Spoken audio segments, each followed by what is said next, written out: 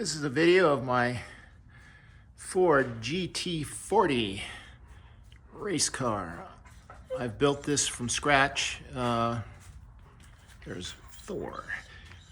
From the frame up. The frame was cut pieces of steel, and I built the frame, and then I adapted a 996 transmission to a Ford Windsor 351 roller block. And I have the Corvette suspension.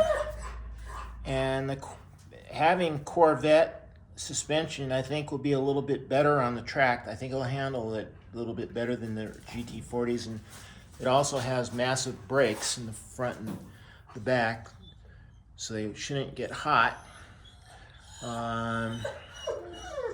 One thing about this is this adapter plate right here. I had to build the adapter plate out of 1.25" aluminum and machine it on my CNC mill. Most guys, they don't do it this way. They do put the starter motor in different. This uses the same ring gear and the same starter motor, so it's a nice match. Looking around here, I have put the gauges in. I'm gonna have to get another gauge because this one only goes to 140. But these are the cheap gauges that I just bought to put in, fill the hole in, and see how it handled that. I also, in my CNC machine shop, I built this shifting box, which is a cable shifter, which will go back to the 996 transmission and allows for shifting. I've got my sheet metal work, which I have it tacked up here with just, like one rivet here and one rivet over here, so I can pull it off and take it on and off. But that'll be my rear view window. I have a roll bar, which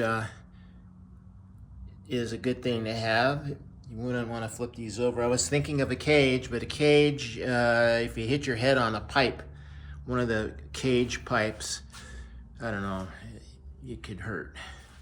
The doors use Heim joints, which are real smooth and real accurate with a lot of adjustment. You can adjust it in, forward, backward, up, down, and get a perfect adjustment for the doors. So I kind of came up with that idea. The doors were a complete mismatch, but now they open and close perfectly. All the lines are nice and perfect. The fiberglass on these, when I got it, everything was wrong. On this piece up here on the front cover, this was bent out to here. And I tried heating it, didn't work, so I took and I sawed it and put it in position, then relaminated it front and back and got it to fit properly. I'm also using Corvette C5 front end suspension, and it's the same setup. I do have I forgot what it's called. We had changed the anyway, on to the rack and pinion steering. I'm doing a lot of the sheet metal work in here. I'm making templates over here. What else? Oh, these are the little latches that allow you to lock the clamshell down. The GT40 versions of them are kind of hard to find. They're pretty expensive, so I just machine these in my machine shop. Okay. Also, you have these little pins right here. This one's loose, but it comes down and goes into that hole for perfect alignment to the body. Bring it on down. Okay, so it aligned it. Okay, now we're going to take our latch and we're going to take our latch and close it.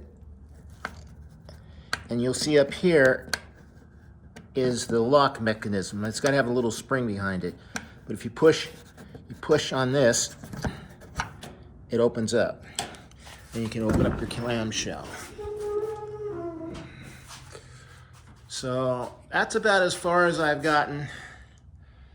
I've got to do the gas tanks. I've got to do more sheet metal. I got to pull the motor and start building the motor. I want to get trick heads for it. Try to shoot for 450 to 500 horsepower. 450 would be just fine. Anyway, there's the GT40. Let's open it back up. There it is. Getting close to, I'd say it's 75% finished. Thanks for watching the video.